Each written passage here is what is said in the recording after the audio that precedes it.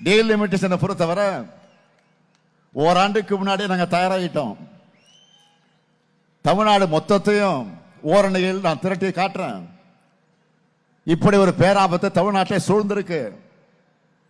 இதை எதிர்க்க வக்கில்லாத பழனிசாமி என்ன சொல்றாரு? பெண்களுக்கான 33 விழுக்காடு இடஒதுக்கீட்டை நிறைவேற்றது திமுகவுக்கு பிடிக்கல, அவர்களுக்கு தோல்வி பயம் என்று நூதன முறையில் அங்க இருக்கக்கூடிய ஓனர்களுக்காக முட்டு கொடுத்திருக்கிறார்.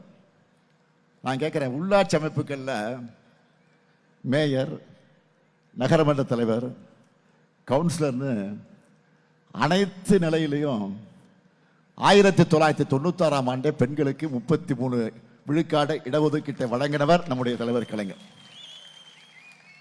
இப்போ நகர்ப்புற உள்ளாட்சிகளில் பெண்களுக்கு 50 விழுக்காடு இடஒதுக்கீடு வழங்கி தமிழ்நாட்டில் ஆண்களை விட பெண் மேயர்கள் அதிகம் என்ற நிலையை உருவாக்குனதும் முத்துவேல் கருணாநிதி தலைமையில் நடைபெறக்கூடிய திராவிட மாடல் அரசு தான்.